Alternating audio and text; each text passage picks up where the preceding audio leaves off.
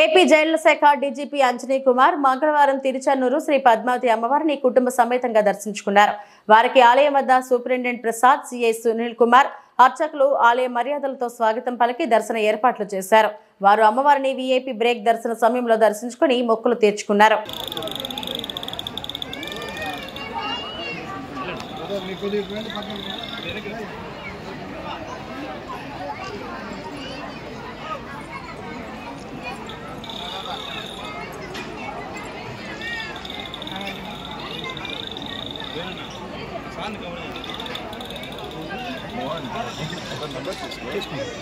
తీసుకో ఇప్పుడే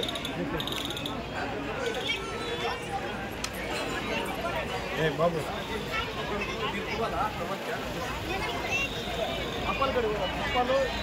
మీ నెంబర్ మోహన్కి ఇవ్వండి. సరే సార్.